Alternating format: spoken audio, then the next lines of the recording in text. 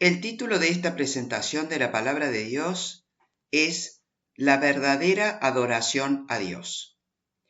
Como parte del contenido de la clase El origen de las Escrituras, hoy trataremos el tema de la verdadera adoración a Dios. Vamos a comenzar con este tema tan interesante e importante acerca de la verdadera adoración a Dios, leyendo un relato extraordinario en el Evangelio de Juan, capítulo 3. Juan, capítulo 3, donde el Señor Jesucristo le expone a Nicodemo la necesidad del hombre y de la mujer de nacer de nuevo, es decir, el nuevo nacimiento, lo cual es un milagro en sí mismo. Leamos entonces acerca de este nuevo nacimiento, que es espiritual, y que enseñó nuestro Señor Jesucristo en este pasaje de Juan. Juan capítulo 3, versículo 1. Comenzamos allí. Había un hombre de los fariseos que se llamaba Nicodemo, un principal entre los judíos. Este vino a Jesús de noche y le dijo: Rabí, sabemos que has venido de Dios como maestro, porque nadie puede hacer estas señales que tú haces si no está Dios con él. Versículo 3. Respondió Jesús y le dijo: de cierto te digo, que el que no naciere de nuevo no puede ver el reino de Dios. Y aquí ya hay un planteo del tema que estamos tratando en el día de hoy. Lo leo de nuevo el versículo 3. Respondió Jesús y le dijo: de cierto te digo, que el que no naciere de nuevo no puede ver el reino de Dios. Según los textos griegos españoles, o sea, la interlineal griego-español, la expresión nacer de nuevo, en este versículo, es más exactamente nacer de lo alto. En griego les digo la palabra, no hace falta que la recuerden, pero es muy interesante esta palabra en griego, es anothen, que quiere decir de lo alto, de arriba. Entonces, claramente, el Señor Jesucristo está hablando de algo novedoso y único. Algo novedoso y único. Sigamos leyendo en este pasaje tan interesante. Versículo 4. Nicodemo le dijo: ¿cómo puede un hombre nacer siendo viejo? ¿Puede acaso entrar por segunda vez en el vientre de su madre y nacer? Nicodemo está preguntando una imposibilidad, porque lógicamente nadie puede entrar en el vientre de su madre y nacer de nuevo. Es una imposibilidad. Versículo 5. Respondió Jesús: de cierto te digo, que el que no naciere de agua y del Espíritu no puede entrar en el reino de Dios. Versículo 6. Lo que es nacido de la carne, carne es, y lo que es nacido del Espíritu, Espíritu es. Lo que dicen estos versículos, la información que tenemos en estos versículos, constituyen un principio fundamental de la vida. Lo que es nacido de la carne, es decir, ser humano, el plano físico, es carne. Y lo que es nacido del Espíritu, como dice en el versículo, Espíritu es. Se refiere a otro plano que es el plano espiritual. En otras palabras, sería nacer espiritualmente. Ambos nacimientos son importantes, ya que, como es lógico, el segundo, que es espiritual, no se puede dar sin el primero, que es el nacimiento físico. Pero claramente son distintos y no deben mezclarse o confundirse. Versículo 7. No te maravilles de que te dije: os es necesario nacer de nuevo. el Señor Jesucristo le dice a Nicodemo, no te maravilles, es decir, no te asombres, no te sorprendas. Las palabras nacer de nuevo, en este versículo, son en griego anagenao, y es una palabra compuesta de dos palabras a su vez, significa ana, otra vez, de nuevo, de lo alto, y genao, nacer o engendrar. En definitiva, el Señor Jesucristo le estaba enseñando a Nicodemo la necesidad de nacer de nuevo desde lo alto, de arriba, del Espíritu Santo de Dios, a fin de entrar en el reino de Dios, lo cual resulta o es el primer paso en la posibilidad de desarrollar una verdadera adoración a Dios en una relación espiritual con Dios. Ahora bien, ¿por qué? La pregunta válida sería ¿por qué es necesario nacer de nuevo, como tan claramente explica este pasaje, o nacer espiritualmente para adorar a Dios? Porque Dios es espíritu y es santo. Él se comunica y se relaciona con los hombres y mujeres que han recibido el don de Espíritu Santo, siendo de esta forma hijos e hijas de Dios. Pasemos a Juan, capítulo 4, a partir del versículo 20, donde se registra esta gran verdad de la que estamos hablando, en otro diálogo muy interesante entre el Señor Jesucristo y una mujer samaritana. Juan 4:20. Nuestros padres, dice, adoraron en este monte, y vosotros decís que en Jerusalén es el lugar donde se debe adorar. Versículo 21. Jesús le dijo, mujer, créeme, que la hora viene cuando ni en este monte ni en Jerusalén adoraréis al Padre. Versículo 22. Vosotros adoráis lo que no sabéis. Nosotros adoramos lo que sabemos, porque la salvación viene de los judíos. Y aquí la palabra adoráis es en griego proskuneo, es el número de Strong 4314. Este proskuneo, esta palabra adoráis, significa postrarse en homenaje, hacer reverencia, besar y también suplicar.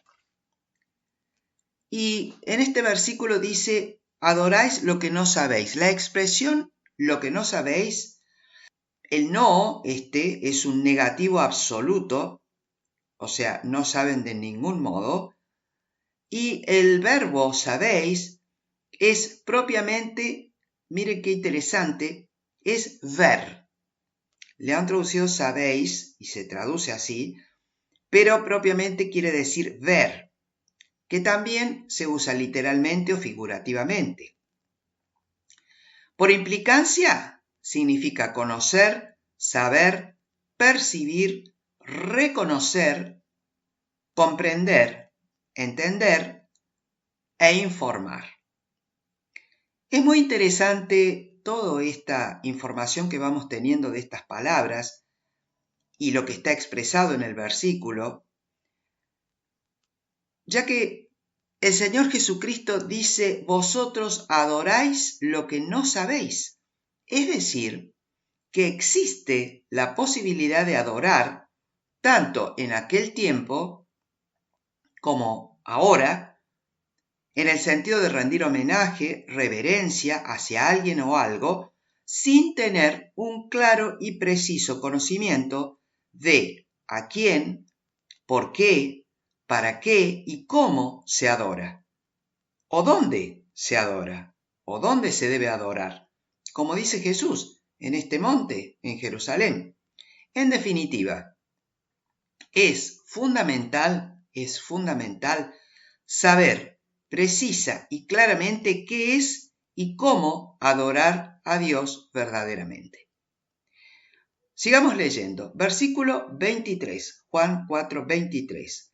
Mas la hora viene y ahora es, cuando los verdaderos adoradores adorarán al Padre en espíritu y en verdad, porque también el Padre tales adoradores busca que le adoren. Versículo 24, Dios es espíritu, y los que le adoran en espíritu y en verdad es necesario que adoren. Lo leo de nuevo el versículo 24 porque es muy importante. Dios es espíritu, y los que le adoran en espíritu y en verdad es necesario que adoren. Cuando dice aquí en el versículo 23, la hora viene, significa, además de hora, significa momento o tiempo, ¿no? ¿Y cuándo sería? Ahora es, como lo dice el Señor Jesucristo también. Ahora es, dice Jesús. Las frases, los verdaderos adoradores adorarán al Padre en espíritu y verdad, y Dios es espíritu, y los que le adoran en espíritu y en verdad es necesario que adoren, están enfatizadas por la figura de dicción en diadis, de lo cual, de las figuras de dicción, hemos tenido una presentación anterior. Son muy importantes y sirven justamente para enfatizar todo aquello que en la palabra de Dios se detalla como fundamental. La figura en diadis significa uno mediante dos. Tiene lugar cuando se usan dos palabras para expresar una sola idea. Una de las dos palabras expresa la idea, la otra sirve para intensificar el sentido de la primera. Es una figura típicamente oriental. En este caso, la endiadis está en los versículos 23 y 24 en la expresión en espíritu y en verdad. Son dos sustantivos aquí, en espíritu y en verdad. ¿Cuál sería el tema o cuál es el tema de lo que podemos leer de estos versículos? Sería este. ¿En qué consiste la verdadera adoración? La respuesta. Los genuinos adoradores adorarán, no se trata de una opción, en espíritu y en verdad, es decir, de un modo verdaderamente espiritual, puesto que Dios es espíritu. Lo vuelvo a repetir. Los genuinos adoradores adorarán, no se trata de una opción, en espíritu y en verdad, es decir, de un modo verdaderamente espiritual, puesto que Dios es espíritu. Y esto está extraído del libro de figuras de dicción del Dr. Bullinger. Conforme a lo que hemos leído en este claro y preciso pasaje de Juan, la verdadera adoración se da espiritualmente, ya que Dios es espíritu, y es necesario rendirle homenaje, reverencia, en forma espiritual. Todo lo que se relaciona con actos humanos, pensados por la mente humana, no implican adoración a Dios necesariamente. El doctor Víctor Paul Wilwil, en su libro La Iglesia Nueva y Dinámica, página 38, escribe lo siguiente. El Padre busca al verdadero adorador que le adore así, en espíritu y en verdad. Si podemos averiguar lo que es adorar a Dios por medio del Espíritu, entonces sabremos cómo adorarle a Él verdaderamente. Pasemos a Filipenses, por favor. Filipenses capítulo 3 y en el versículo 3 vamos a leer un versículo muy interesante dentro de este contexto y dice lo siguiente. Porque nosotros somos la circuncisión, los que en espíritu servimos a Dios y nos gloriamos en Cristo Jesús, no teniendo confianza en la carne. Esto es la adoración verdadera. Los llamados de Dios somos aquellos que en espíritu servimos a Dios y nos gloriamos en Cristo Jesús. Nos gloriamos en que Él fue más que vencedor, en que venció y ascendió a los cielos, en que está sentado a la diestra de Dios, y en que en el día de Pentecostés envió esto que vosotros veis y oís, que es el don del Espíritu Santo, como lo declara en Hechos 2:33. Adorar es gloriarse en Cristo Jesús, por lo que Él hizo, no por lo que nosotros hacemos, ya que la carne es débil, dice el Dr. Wilber. No juzgue al hombre por la carne, no ponga su confianza, su seguridad, su dependencia, ni su creencia en la carne. La carne es tan débil que en Juan 6:63 dice, la carne para nada aprovecha. Cuando ponemos nuestra confianza en la carne, es posible que valoremos a un hombre como mejor que otro, basados solamente en las apariencias. Mas Dios mira en nuestros corazones, eso siempre lo hace así Dios. Cuando nosotros renacimos del Espíritu de Dios, ¿de quién somos hijos? De Dios. Ante los ojos de Dios somos igualmente preciosos. La cuestión no es qué piensa tal o cual persona, sino qué dice la palabra de Dios. Se le han introducido tantas ideas al cristianismo que a menudo es difícil, incluso para los eruditos bíblicos más distinguidos, discernir entre aquello que es genuino y lo que es falsificado. En pocas palabras, el cristianismo es lo que Dios hizo en Cristo. Es lo que Dios hizo en Cristo Jesús, cuando le levantó de los muertos. El cristianismo es Cristo en usted, la esperanza de gloria. Por ello, por todo esto que venimos diciendo, necesitamos escudriñar las Escrituras para que hablen por sí mismas y nos den la enseñanza, la redargución y corrección para ser instruidos en la justicia de Dios, como claramente lo dice en 2 de Timoteo 3, 16, 17. Pasemos a 2 de Timoteo 3, 16 y 17. Toda la Escritura es inspirada por Dios y útil para enseñar, para redarguir, para corregir, para instruir en justicia, a fin de que el hombre de Dios sea perfecto, enteramente preparado para toda buena obra.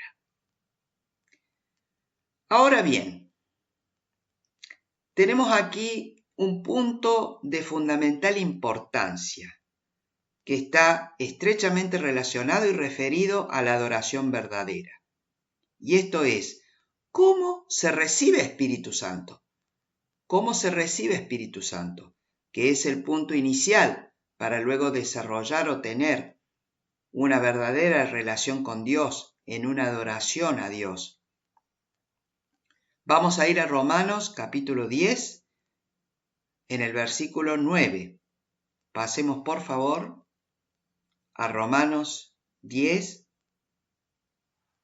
versículo 9. Y dice, que si confesares con tu boca que Jesús es el Señor, y creyeres en tu corazón que Dios le levantó de los muertos, serás salvo. Versículo 10. Porque con el corazón se cree para justicia, pero con la boca se confiesa para salvación. Ser salvo significa vida eterna, y esto sucede cuando se recibe el don de Espíritu Santo. Comparto otro párrafo del mismo libro del Dr. Wilber, y dice lo siguiente: cuando un hombre confiesa con su boca que Jesús es el Señor y cree en su corazón, el corazón de la mente, que es la parte más íntima del ser,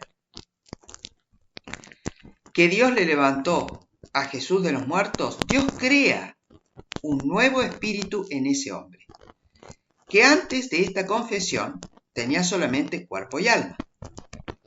En el momento en que usted cree en lo más profundo de su ser que Dios levantó a Jesús de los muertos, usted es salvo, tiene vida eterna dentro de sí. Este es el milagro de la conversión, el nuevo nacimiento, un milagro de Dios mediante el cual un hombre o una mujer de cuerpo y alma se vuelve una nueva creación en Él teniendo así cuerpo, alma y espíritu.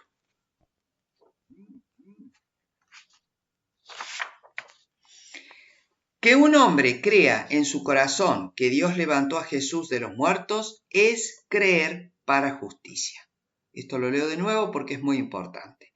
Que un hombre crea en su corazón que Dios levantó a Jesús de los muertos es creer para justicia.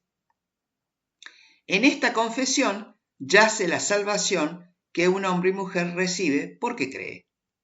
¿Qué quiere decir la palabra salvación? Quiere decir integridad. También quiere decir sanidad.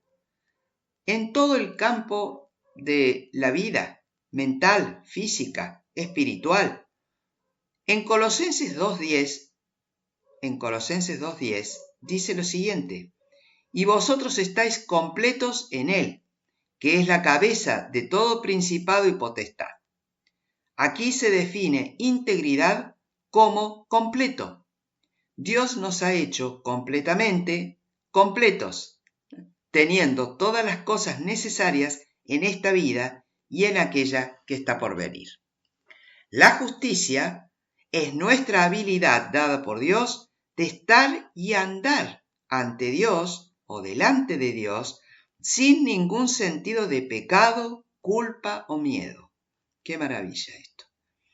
La justicia es nuestra por creencia. Es por creencia, única y exclusivamente.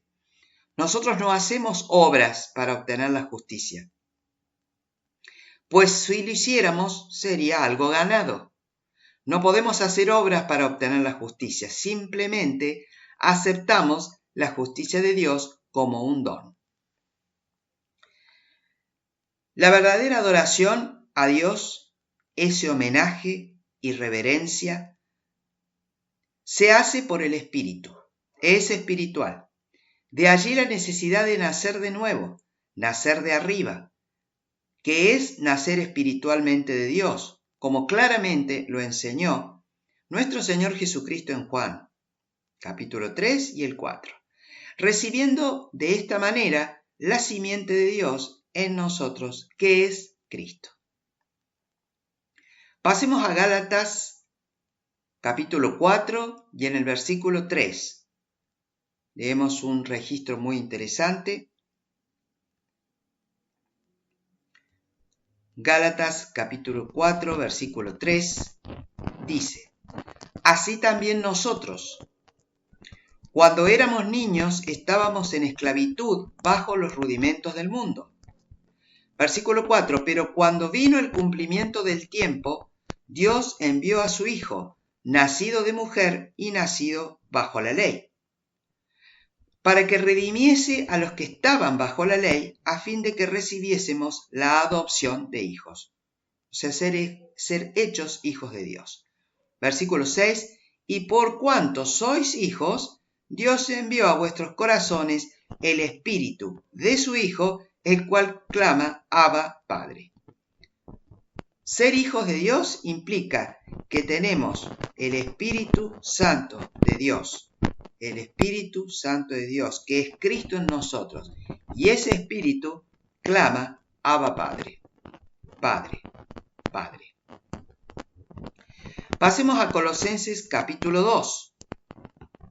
Son grandes verdades espirituales que debemos atesorar en nuestro corazón.